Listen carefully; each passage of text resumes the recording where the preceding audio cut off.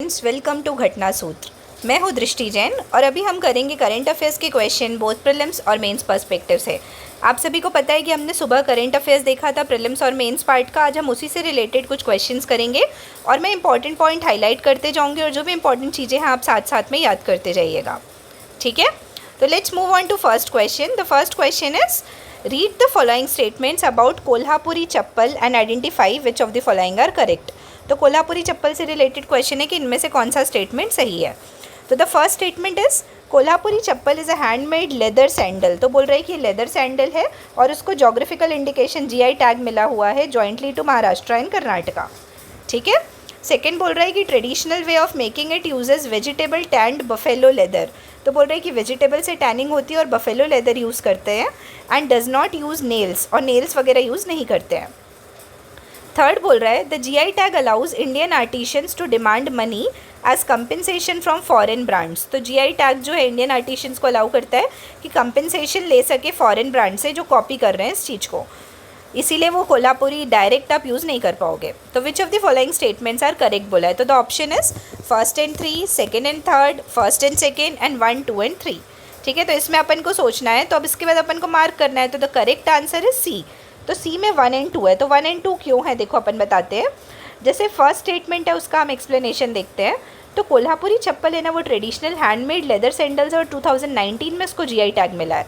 और GI generally देखो कोल्हापुरी चप्पल जब अपन सुनते हैं ना तो अपन महाराष्ट्र टिक कर देते हैं, लेकिन इसमें ध्यान रखना है कि जॉइंटली महाराष्ट्र और कर्नाटका दोनों को मिली है, ठीक है। अब स्टेटमेंट 2 की बात करते तो वो करेक्ट इसलिए है क्योंकि सही बात है, इसमें बफेलो का लेदर यूज़ होता है, vegetable tanned buffalo hide, buffalo की स्किन यूज़ होती है और इसको बिना नेल्स के बनाया जाता है, ठीक है।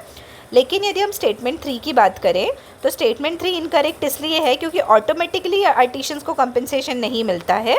GI tag already although protected है जीआई टैग एक्ट के अंदर। तो while the GI tag protects the name Kolhapuri and prevents misuse, it does not automatically allow artisans to claim monetary compensation. तो ऐसा नहीं है कि ऑटोमेटिकली आप मॉनेटरी कंपनसेशन नहीं ले सकते, ठीक है।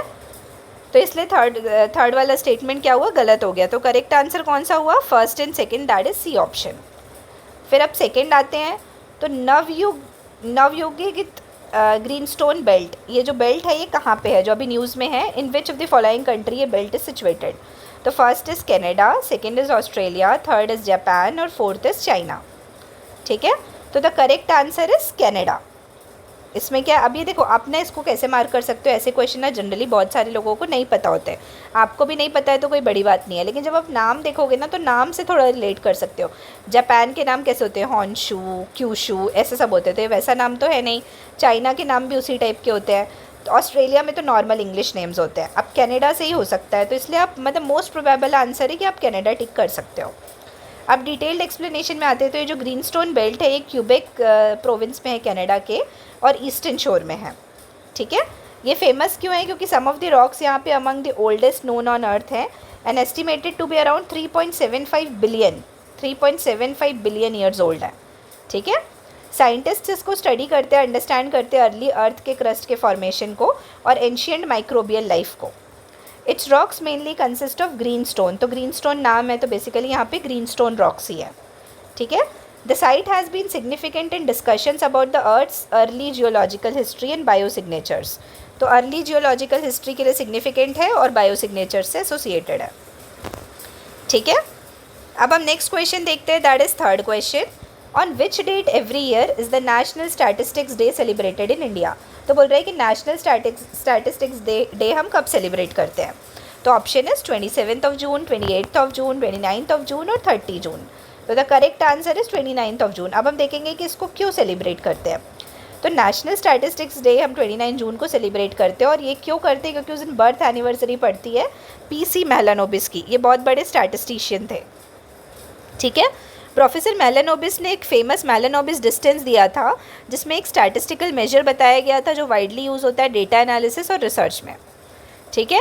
इन्होंने की रोल प्ले किया था इंडियन स्टैटिस्टिकल इंस्टीट्यूट बनाने में जो कोलकाता में है and was instrumental in setting up large scale statistical surveys in India. उन्होंने क्या किया था, सिग्निफिकेंटली कंट्रीब्यूट किया था इंडिया की इकोनॉमिक प्लानिंग प्रोसेस में, specially framing the second 5 year plan. तो सेकेंड 5 ईयर प्लान बनाने में भी उन्होंने बहुत बड़ा कंट्रीब्यूशन दिया था। फिर नेक्स्ट है कि गवर्नमेंट ऑफ इंडिया ने 29 जून को नेशनल स्टैटिस्टिक्स डे डिक्लेयर किया है 2007 में इनके कंट्रीब्यूशन को ऑनर करने के लिए, और हर साल एक स्पेसिफिक थीम होती है, उसके हिसाब से सेमिनार्स वगैरह ऑर्गेनाइज होते हैं। ठीक है, now we will move on to next question. So the next question is the Kharai camel naturally belongs to which of the following state. तो जो खराई कैमल है वो कौन से स्टेट का है ओरिजिनली? तो ऑप्शन है गुजरात, राजस्थान, मध्य प्रदेश और Haryana. The correct answer is Gujarat. ये एक बार यूपीएससी में भी पूछा जा चुका है, ये काफ़ी फेमस कैमल है। ठीक है, the Kharai camel is a unique breed found mainly in the state of Gujarat, particularly in the coastal regions like Kutch. तो कच्छ वगैरह में मिलता है। Unlike other camels, the Kharai camel is known as swimming camel. तो ये क्या पानी में स्विम कर पाता है, लॉन्गर डिस्टेंसेस ट्रैवल कर पाता है। आप इसको ऐसे समझिए ना, वो कच्छ वाले एरिया में रह रहा है, तो कच्छ वाले एरिया में क्या है, ओशियन है, तो इसलिए ये स्विम कर पाता है। खार, खराई का मतलब खार से रिलेटेड है, तो खार मीनिंग सॉल्टी, मतलब सॉल्टी वाटर। ठीक है, और ये मैनग्रोव्स लाइक एविसीनिया और सेलिकॉर्निया पे फीड करता है। ठीक है, आई होप ये क्लियर होगा।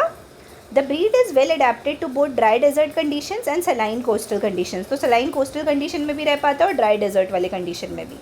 इसको मालधारी पेस्टोरल कम्युनिटी काफ़ी ज़्यादा प्रिजर्व करके रखती है, और इसका वूल और हाइड भी काम आता है। The next topic is what is the name of CBI operation started to fight cyber crimes linked to mule bank accounts. तो सीबीआई ने एक ऑपरेशन स्टार्ट किया है साइबर क्राइम से रिलेटेड, तो म्यूल बैंक अकाउंट्स से को सही करने के लिए कौन सा ऑपरेशन है? तो the options are operation cyber shield, operation Chakra 5, operation digital strike and operation safe net. तो the correct option is operation Chakra 5। तो इसके बारे में हम देखते हैं। तो सीबीआई ने अभी ऑपरेशन चक्रा 5 लॉन्च किया है कि साइबर क्राइम के मिनट्स को कम करने के लिए और म्यूल अकाउंट्स को ख़त्म करने के लिए।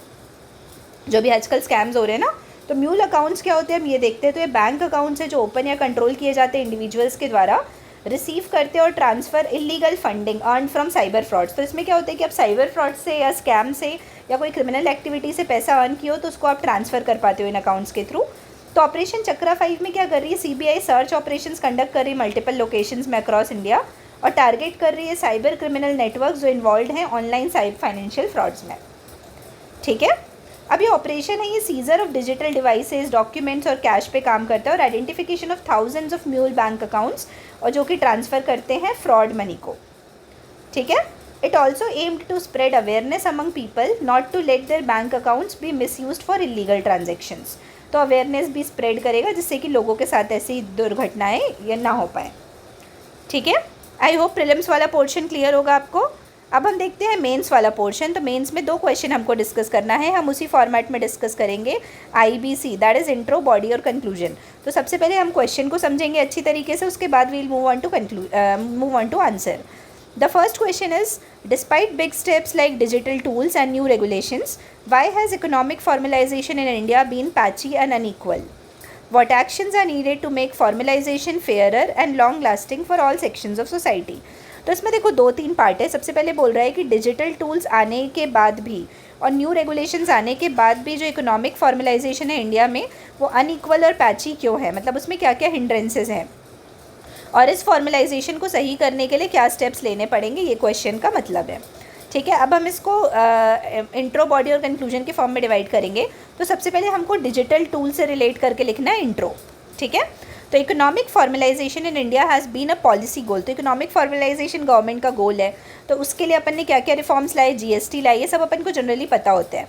GST लाए, डीमोनेटाइजेशन लाया, डिजिटल पेमेंट सिस्टम लाए, रेगुलेटरी चेंजेस लाए। लेकिन उसके बाद भी, इन सब स्टेप्स के बाद भी जर्नी जो फॉर्मलाइजेशन की है वो उतनी अच्छी नहीं रही, अनइवन रही और इनकम्प्लीट रही। तो ये क्यों, रीज़न क्या है? तो basically we will discuss what are the reasons. ठीक है, तो why has economic formalisation been patchy and unequal? तो सबसे फर्स्ट रीज़न है कि लार्ज इनफॉर्मल वर्क फोर्स है। तो इंडिया में 80% से ज़्यादा जो वर्क फोर्स है वो इनफॉर्मल सेक्टर में है और ऑफन माइक्रो और स्मॉल इंटरप्राइजेज में है।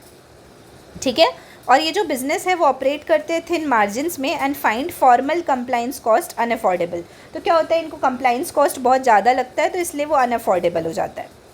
सेकेंड पॉइंट है कि कॉम्प्लेक्स कंप्लाइंस रिक्वायरमेंट्स है, मतलब बहुत बार ना क्या होता है, ये जो रिक्वायरमेंट्स है ना लोगों को समझ नहीं आती है कंप्लाइंस रिक्वायरमेंट्स। तो डिजिटल रिफॉर्म्स के कारण जो रेगुलेटरी प्रोसेसेस रिमेन कम्बरसम, तो बहुत ज़्यादा डिफिकल्ट हो जाते हैं, लोग समझ नहीं पाते हैं। थर्ड है low digital literacy and connectivity gaps. तो डिजिटल लिटरेसी अच्छी नहीं है, कनेक्टिविटी गैप्स है जिसके कारण फॉर्मलाइजेशन नहीं हो पा रहा है। Fear of increased cost and taxes. तो जो स्मॉल ट्रेडर्स हैं और इंटरप्राइजेज हैं वो टेंशन लेते हैं कि यदि फॉर्मलाइजेशन हो जाएगा तो उनके ऊपर ज़्यादा टैक्सेस लगेंगे और कॉस्ट बढ़ जाएगा, जिसके कारण वो वॉलंटरी कंप्लाइंस नहीं कर पाते। ठीक है। फिर अनइक्वल बेनिफिट्स अक्रॉस सेक्टर्स, तो इसमें क्या है, अलग अलग सेक्टर को अनइक्वल बेनिफिट हुआ है अभी तक जो देखा गया है। तो जैसे मैन्युफैक्चरिंग और सर्विसेज की बात की जाए तो वहाँ पे ग्रेटर फॉर्मलाइजेशन हुआ है, लेकिन यदि agriculture, construction sector, small scale वगैरह की बात की जाए तो वो लार्जली इनफॉर्मल ही रहे हैं। उसके बाद नेक्स्ट 6 पॉइंट है कि हमारे यहाँ ना लोगों को बहुत ज़्यादा लैक ऑफ ट्रस्ट है, मतलब ट्रस्ट डेफिसिट है इंस्टीट्यूशंस में, क्योंकि बार बार लोग इतना करप्शन देख लेते हैं ना, तो उनको लगता है कि क्यों ही टैक्स देना है, क्यों ही फॉर्मलाइजेशन की तरफ मूव ऑन करना है। ठीक है। लेकिन अब ऐसा तो चलेगा नहीं ना, इस पॉलिसी मतलब इस बिहेवियर को अपन को चेंज करना पड़ेगा। तो क्या क्या एक्शंस नीडेड है for inclusive and sustainable formalisation? तो फर्स्ट है सिंप्लीफाई रेगुलेटरी फ्रेमवर्क्स। तो रेगुलेटरी फ्रेमवर्क्स को सिंप्लीफाई करो। क्या करो उसमें, complexity of laws and compliance requirement जो है एमएसएमई की, उसको through single window system and user friendly portal के थ्रू बनाओ। फिर इंसेंटिव्स प्रोवाइड करो फॉर्मलाइजेशन के लिए, जैसे कि टैक्स ब्रेक्स दो, लोअर इंटरेस्ट लोन्स दो, लोअर रेट पे दो इंटरेस्ट लोन और सब्सिडाइज्ड इंश्योरेंस स्कीम्स लाओ। फिर डिजिटल इंफ्रास्ट्रक्चर को बूस्ट करो और लिटरेसी दो, लिटरेसी रेट को एक्सपैंड करो। फिर सोशल सिक्योरिटी को स्ट्रेंथन करो फॉर इनफॉर्मल वर्कर्स। ठीक है, जैसे कि मैटरनिटी बेनिफिट्स दो वर्कर्स के लिए जो फॉर्मल एम्प्लॉयमेंट की तरफ ट्रांजिशन कर रहे हैं।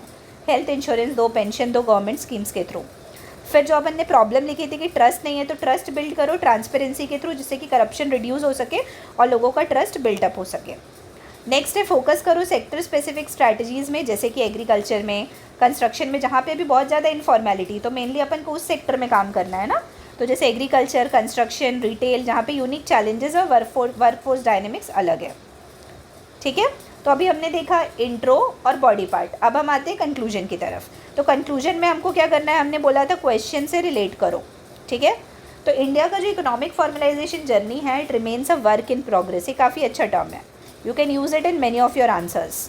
तो it is a work in progress marked by ambitious reforms yet hindered by structural, administrative and socio economic barriers.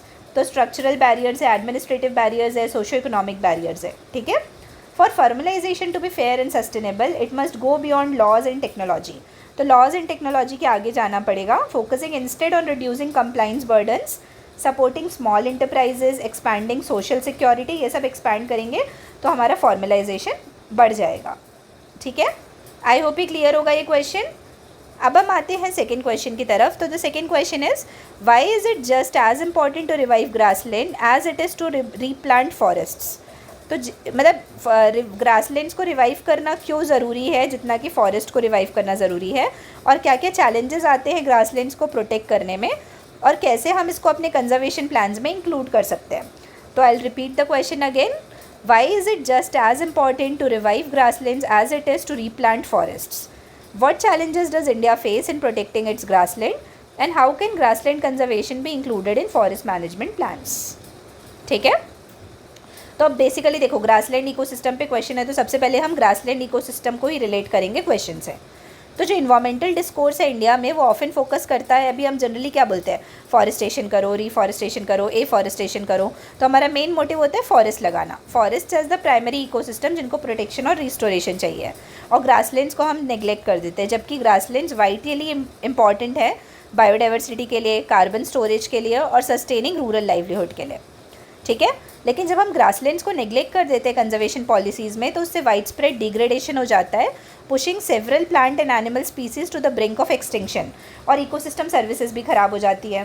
तो इकोसिस्टम सर्विसेज जैसे कौन कौन सी है, provisioning services, regulating services, controlling services और कल्चरल सर्विसेज। तो इन पे बहुत ज़्यादा इम्पैक्ट पड़ता है ग्रासलैंड इकोसिस्टम से रिलेटेड। तो अब फर्स्ट सेक्शन विल बी कि ग्रासलैंड्स को रिवाइव करना क्यों इंपॉर्टेंट है। तो इनकी हाई बायोडाइवर्सिटी वैल्यू है, तो हम उसमें एग्जांपल लिख देते हैं, जैसे ग्रेट इंडियन बस्टर्ड है, वो ग्रासलैंड्स में रहती है और ये एंडेमिक है कुछ पार्ट ऑफ इंडिया में, नदर्न पार्ट और जो वेस्टर्न पार्ट ऑफ इंडिया है ना, वहाँ पे।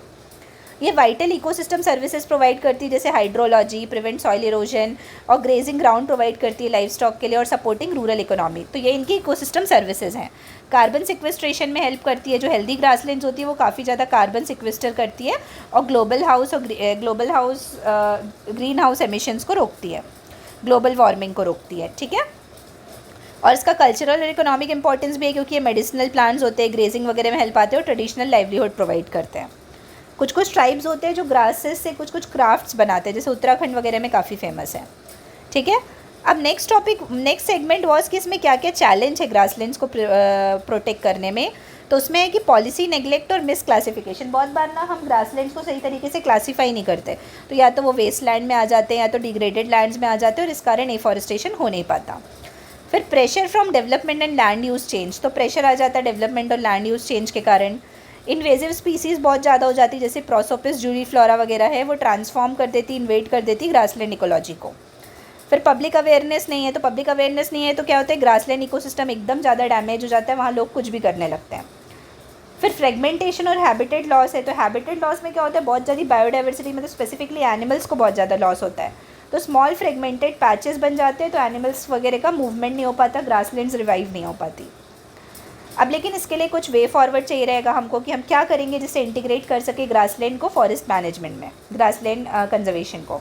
तो पॉलिसी रिकॉग्निशन और क्लासिफिकेशन, मतलब कि ग्रासलैंड को हम सही तरीके से ग्रासलैंड के फॉर्म में ही क्लासीफाई करें, ना कि वेस्टलैंड या डिग्रेडेड फॉरेस्ट की तरह। फिर अवॉइड इनअप्रोप्रिएट एफॉरेस्टेशन, तो एफॉरेस्टेशन हमको ना उस एरिया के क्लाइमेट को देख के करना है, ऐसा नहीं कि हैफेजार्ड कुछ भी कर रहे हैं। फिर डेवलप ग्रासलैंड मैनेजमेंट प्लान, तो हमको sector specific, area specific grassland management plans develop करने हैं।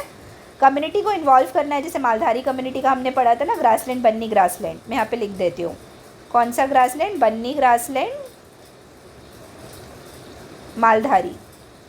मालधारी, ठीक है, गुजरात, तो ये ध्यान रखना है। फिर डेडिकेटेड कंजर्वेशन फंड्स बनाने हैं हमको इसको प्रोटेक्ट करने के लिए, और रिसर्च एंड मॉनिटरिंग पे फोकस करना है। तो हमने इंट्रो और बॉडी पार्ट देख लिया, अब हम किस में आएंगे, कंक्लूजन की तरफ, और इसको क्वेश्चन से रिलेट करेंगे और एक पॉजिटिव नोट में इसको एंड करेंगे।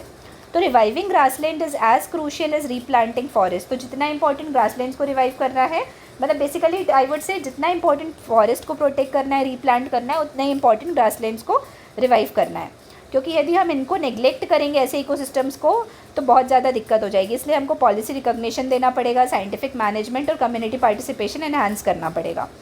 जब हम ग्रासलैंड कंजर्वेशन को इंक्लूड कर लेंगे तो इंडिया भी अपने वो फॉरेस्ट पॉलिसी के गोल्स को अचीव कर पाएगी और थ्राइव हो पाएगा इस इकोसिस्टम अपनी इररिप्लेसेबल वैल्यू पे। ठीक है, तो आई होप ये क्लियर होगा आपको ये वाला पार्ट भी। ठीक है, अब अपन कल मिलते हैं कल के करंट अफेयर्स को लेके। तब तक के लिए आप सभी को बहुत बहुत धन्यवाद and all the very best.